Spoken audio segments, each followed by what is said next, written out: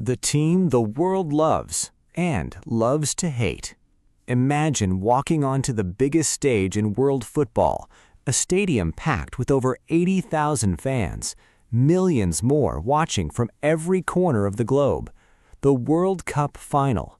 For one team, it's the greatest celebration imaginable. For the other, it's heartbreak. But what happened after the 2026 FIFA World Cup final shocked football fans everywhere.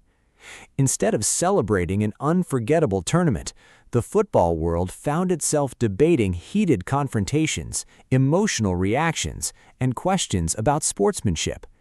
Within hours, videos spread across social media. Former players, journalists, and supporters all weighed in.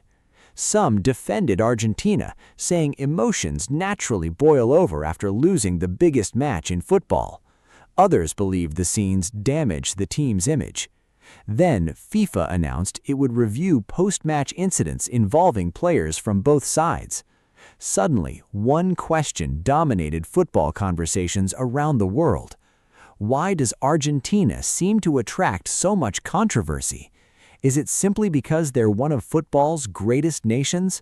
Or does their history explain why emotions run so high whenever they play? Today, we're diving into one of football's most fascinating stories, a story filled with legendary victories, historic rivalries, dramatic moments, and controversies that have followed Argentina for generations. This isn't just about one World Cup. This story stretches back nearly 60 years. Let's begin.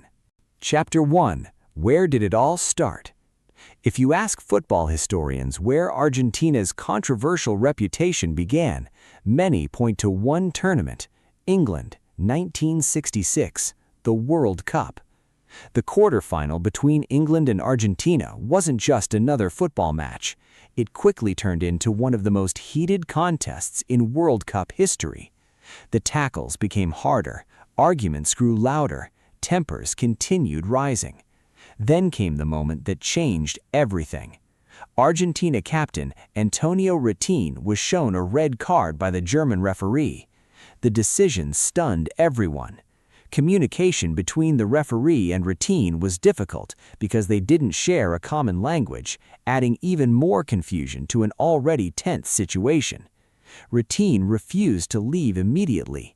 He demanded an explanation. Argentina's players surrounded the referee. For several minutes, the match stopped completely. Eventually, Retin walked toward the tunnel, but before leaving, he paused near the royal seating area and interacted with the ceremonial carpet and a corner flag, moments that became iconic images from the tournament. England eventually won the match 1-0, but the football world remembered far more than the scoreline. The controversy dominated headlines. For many fans across Europe, this match helped shape Argentina's image as a fiercely competitive team that constantly challenged officials and pushed matches to their emotional limits. Whether that reputation was entirely fair or not, it followed Argentina for decades. And this was only the beginning. Chapter 2. The World Cup that still divides opinion. Fast forward 12 years. The year was 1978. Argentina hosted the FIFA World Cup. It should have been remembered simply as a celebration of football. Instead, it became one of the most debated tournaments in history. At the time, Argentina was governed by a military dictatorship. Many international organizations criticized the country's human rights record, and the tournament took place amid significant political controversy. Then came the match everyone still talks about. Argentina faced Peru in the second group stage. The situation was simple. Brazil had already played earlier in the day. Argentina knew exactly what they needed. To reach the World Cup final, they had to win by at least 4 goals. What happened next stunned football fans. Argentina won 6-0. Immediately, questions began to emerge. Over the years, journalists, historians, and fans have discussed various theories about the match, including allegations of political influence. However, despite decades of speculation, none of those allegations have ever been conclusively proven. Officially, the result stands. Argentina reached the final and eventually lifted their first World Cup trophy. Yet for many football fans, the debate never truly disappeared. Even today, the 1978 World Cup remains one of the most controversial tournaments ever played. Then came 1986, Mexico, a tournament that would forever change football history. Argentina had one extraordinary leader, Diego Maradona.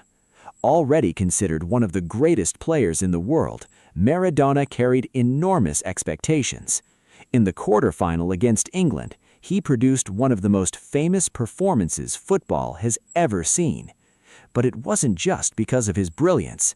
Early in the second half, Maradona challenged England goalkeeper Peter Shilton for a high ball. The referee awarded the goal. Replays later showed that Maradona had punched the ball into the net with his hand. The officials didn't see it. The goal stood. Years later, Maradona famously described it as being scored a little with the head of Maradona and a little with the hand of God. Just minutes later, he produced something completely different. Picking up the ball deep inside his own half, Maradona dribbled past multiple England players before scoring what many still consider the greatest goal in World Cup history. One match, 2 goals, one illegal, one legendary.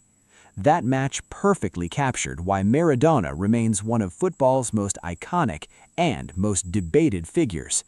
Argentina went on to win the tournament, and Maradona became a global legend. But the controversies surrounding Argentine football were far from over. In the years ahead, more dramatic moments, more heated rivalries, and even more unforgettable World Cup stories would continue to shape the team's reputation.